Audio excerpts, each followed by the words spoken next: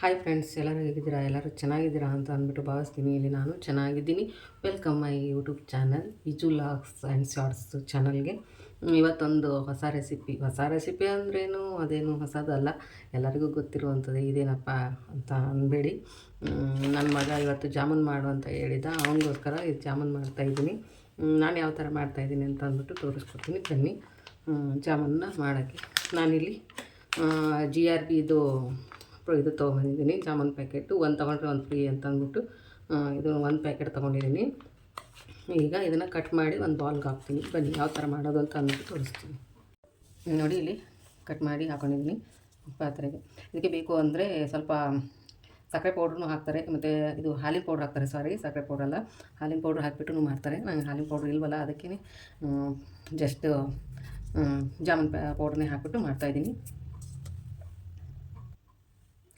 ಇಲ್ಲಿ ನೋಡಿ, ನಾನು ಇಷ್ಟು ಅಡುಗೆ ಹಾಕೋ ಸಕ್ಕರೆ ಹಾಕ್ತಾಯಿದ್ದೀನಿ. ಯಾವುದೇ ನಾವು ಸಿಹಿ ಮಾಡಬೇಕು ಅಂದರೆ ಒಂದು ಸ್ವಲ್ಪ ಅಡುಗೆ ಹಾಕೋ ಸಕ್ಕರೆ ಹಾಕಲೇಬೇಕು ಇದಕ್ಕೆ, ಅಂದರೆ ಟೇಸ್ಟ್ ಚೆನ್ನಾಗಿರುತ್ತೆ. ಇಲ್ಲಿ ನೋಡಿ, ನಾನು ಕಾಯಿಸಿ ಆರಿಸಿರೋ ಹಾಲನ್ನ ತೊಗೋತಾ ಇದ್ದೀನಿ. 2 ಸ್ಪೂನ್ ಹಾಕ್ತೀನಿ ಕಾಯಿಸಿ ಆರಿಸಿರೋ ಹಾಲನ್ನ.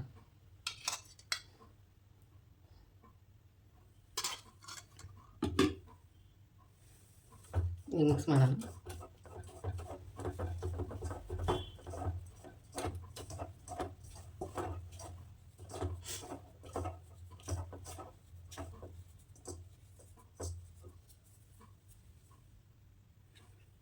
ಇಲ್ಲಿ ನೋಡಿ, ನಾನು ಸ್ವಲ್ಪ ನೀರು ಹಾಕಿ ಕಲಿಸ್ತೀನಿ.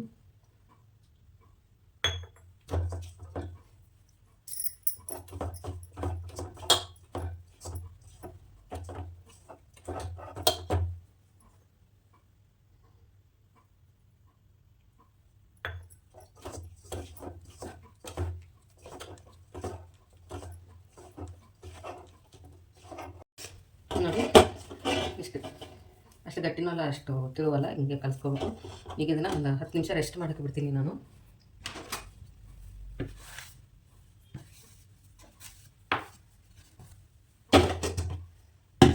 ಅಲ್ಲಿವರೆಗೂ ಪಾಕ ಮಾಡ್ಕೊಳ್ಳೋಣ. ಇಲ್ಲಿ ನಾನು ನೋಡಿ, ಈ 1 ಲೋಟದಿಂದ 1 ಲೋಟ ಸಕ್ಕರೆ ತೊಗೊಂಡಿದ್ದೀನಿ. ಒಂದು ಬಾಲ್ ಎಷ್ಟು ದೊಡ್ಡದಿದೆ, ಒಲೆ ಮೇಲೆ ಇಟ್ಟಿದ್ದೀನಿ ಇದನ್ನ.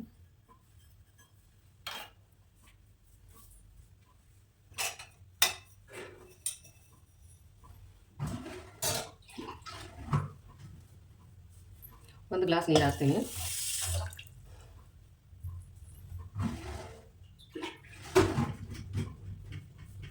ನೋಡಿ, 2 ಗ್ಲಾಸ್ ನೀರು ಹಾಕಿದ್ದೀನಿ, ಸಾಕು. ಇಷ್ಟು 2 ಗ್ಲಾಸ್ ನೀರು. ಈಗ ಸ್ಟವ್ ಹಚ್ಚಿಸ್ತೀನಿ.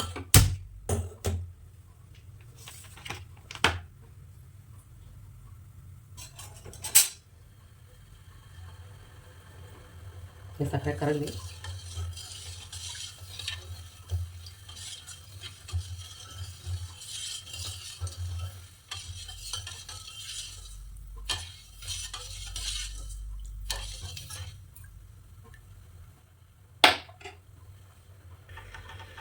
ನೋಡಿ, ಸಕ್ಕರೆ ಎಲ್ಲ ಕರಗಿದೆ.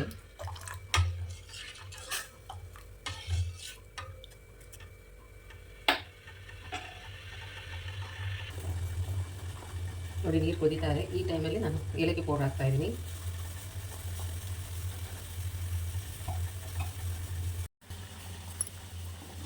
ಈಗ ನೋಡ್ತೀವಿ, 10 ನಿಮಿಷ ಆಯಿತು.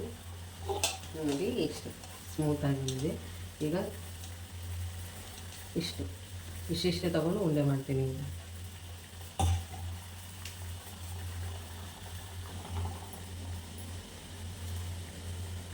ನೋಡಿ, ಇಲ್ಲಿ ನಾನು ಇಷ್ಟಿಷ್ಟು ಉಂಡೆಗಳನ್ನೆಲ್ಲ ಮಾಡ್ಕೊಂಬಂದಿದ್ದೀನಿ.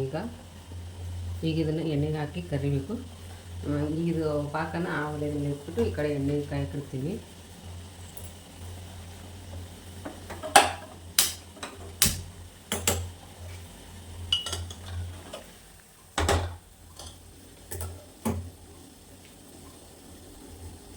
ನೋಡಿ, ಈ ಒಂದು ಪಾತ್ರೆ ಇಟ್ಟಿದ್ದೀನಿ ಕರಿಯಕ್ಕೆ ಅಂತ ಅಂದ್ಬಿಟ್ಟು. ಈಗ ಎಣ್ಣೆ ಹಾಕ್ತೀನಿ ಇದಕ್ಕೆ. ನೋಡಿ, ಈಗ ಇದು ಪಾಕ ಬಂತು. ಈಗ ಜಾಸ್ತಿ ಇದು ಮಾಡೋಂಗಿಲ್ಲ, ಇದು ಅಷ್ಟೇ ಒಂದೆಳೆ ಪಾಕನೇ ಬರುವಂಗೆ ಮಾಡ್ಕೋಬೇಕು ನಾವು. ಈಗ ಸ್ಟವ್ನ ಆಫ್ ಮಾಡ್ತೀನಿ.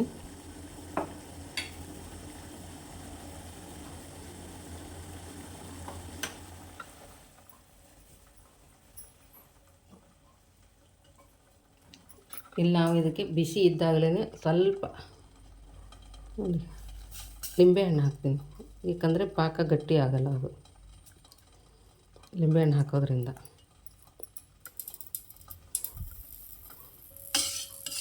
ಈಗ ಕಲಿಸ್ತೀನಿ.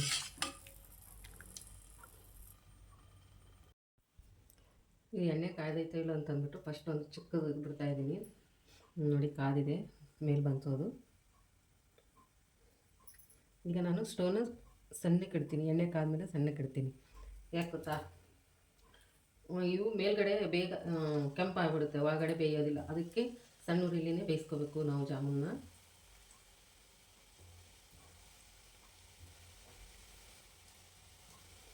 ಎಲ್ಲ ಒಂದೊಂದು ಆಗಿಬಿಡ್ತಾ ಇದ್ದೀನಿ.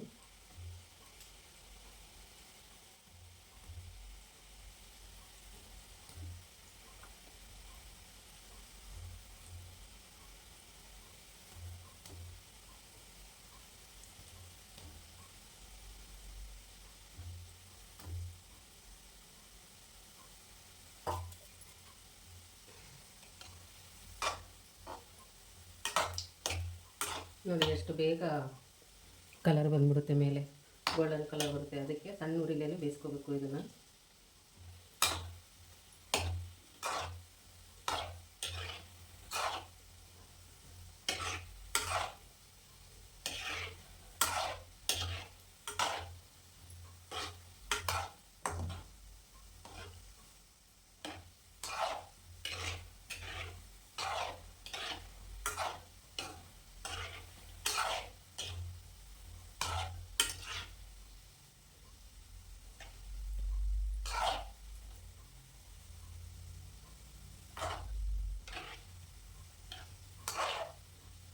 ತುಂಬ ನಿಧಾನಕ್ಕೆ ಮಾಡಬೇಕು ಇದನ್ನು, ಇಲ್ಲ ಅಂದರೆ ಜಾಮೂನ್ನ ಒಡೆದ್ಬಿಡ್ತವೆ.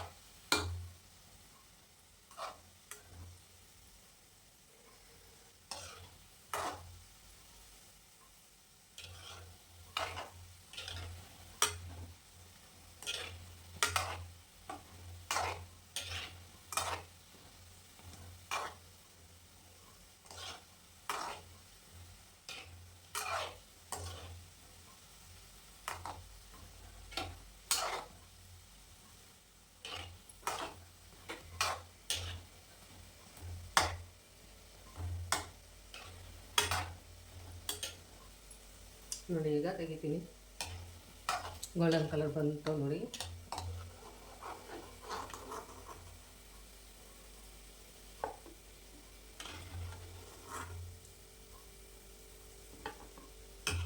ಮತ್ತು ಇದನ್ನು ನಾನು ಬಿಸಿದಿದ್ದಾಗಲೇ ಪಾಕಕ್ಕೆ ಹಾಕಲ್ಲ, ಸ್ವಲ್ಪ ತಣ್ಣಗಾಗಬೇಕು.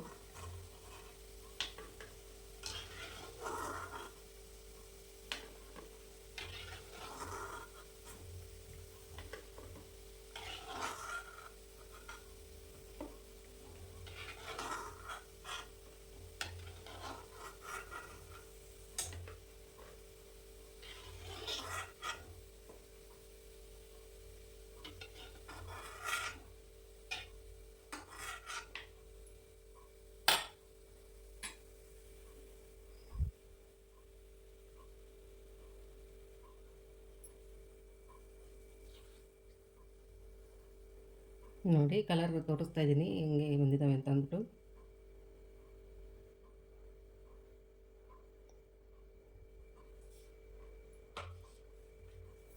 ಈಗ ಇನ್ನೊಂದು ಬ್ಯಾಚ್ ಹಾಕ್ತಾ ಇದ್ದೀನಿ ನೋಡಿ.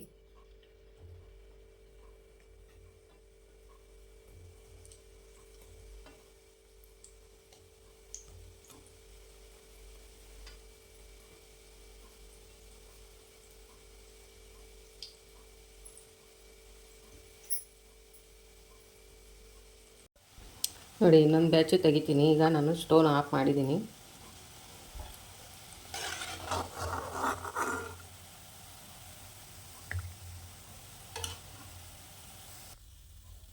ನೋಡಿ ಎಷ್ಟು ಚೆನ್ನಾಗಿ ಬೇಯ್ದಿದ್ದಾವೆ. ಈ ಥರ ಬೇಯಬೇಕು, ಚೆನ್ನಾಗಿರುತ್ತೆ.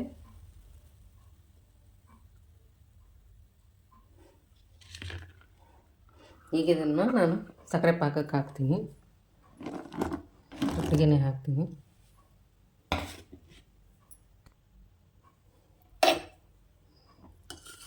ನೋಡಿ ಪಾಕ ಹೀರ್ತಾ ಇದ್ದಾವೆ ಆಗಲೇ. ಈಗ ನಾನು ತಟ್ಟೆ ಮುಚ್ತೀನಿ.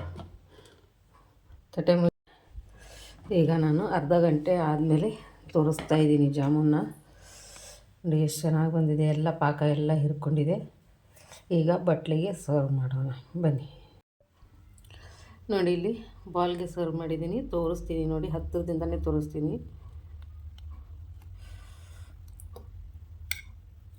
ನೋಡಿ ಒಳಗಡೆನೂ ಎಷ್ಟು ಚೆನ್ನಾಗಿ ಬಂದಿದೆ.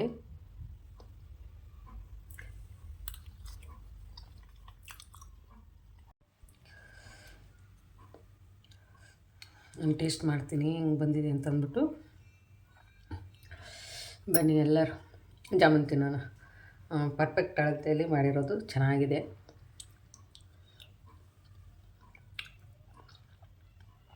ಮತ್ತು ಒಳಗಡೆನೂ ಅಷ್ಟೇ ಚೆನ್ನಾಗಿ ಬೆಂದೈತೆ, ಚೆನ್ನಾಗಿ ಬಂದಿದೆ ನೋಡಿ.